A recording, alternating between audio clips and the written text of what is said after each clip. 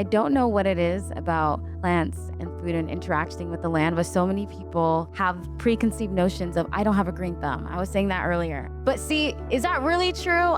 I really do think that we have to break down these misconceptions that we have about ourselves and others. When you harvest a seed and plant that seed, and then that plant grows again, you've automatically established this relationship with this other plant. And it sort of becomes your story, and you're part of that plant's story. And it's this beautiful relationship that you can only really get when you have your hands in it and when you're really collecting those seeds and working with those seeds. Human beings are very resilient, but that's why I'm saying we have all these cultures to learn from, all this science to learn from, all this wisdom to learn from. We don't have any excuses except effort. Regardless of what your other passion might be, we all have this shared opportunity every single day to think about how we can be a part of a strategy to make a better planet.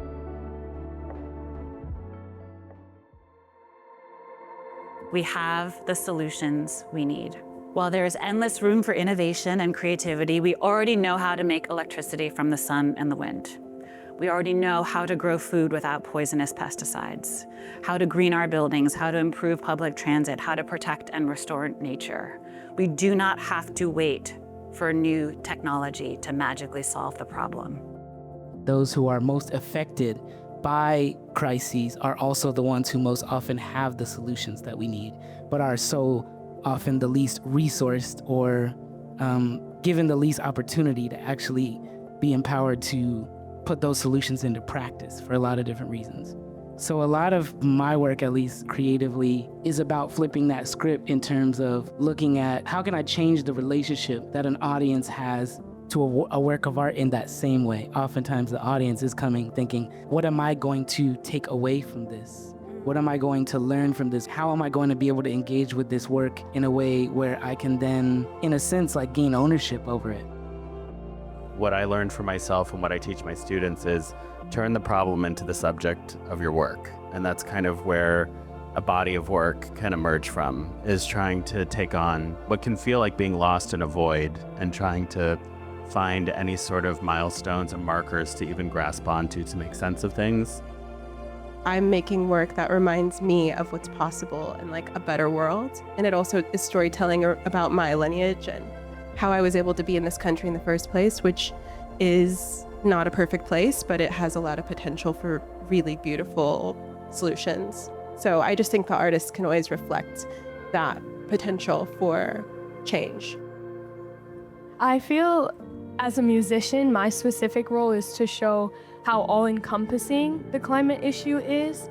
People listen to music in their cars while they're getting ready, when they're hanging out with their friends. It's always everywhere all the time. And to make sure that the lyrical material of the song is one that brings attention to something greater. I truly consider it my mission to welcome people into finding their roles in climate solutions. So if you haven't yet been invited, welcome, come on in, we need you.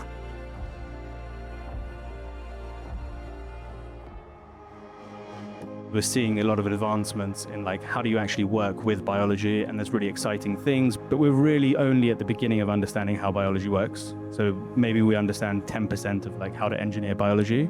But what's really fascinating is we're moving from biology being a science to biology being an engineering discipline.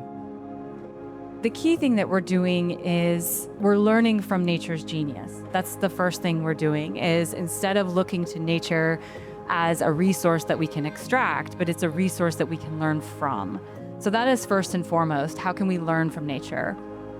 I'm interested in landscape architecture as a much more expansive practice that really does engage the collective knowledge of people, of culture, and cultivates a kind of kinship with the land that perhaps the tools of architecture don't naturally lend themselves to.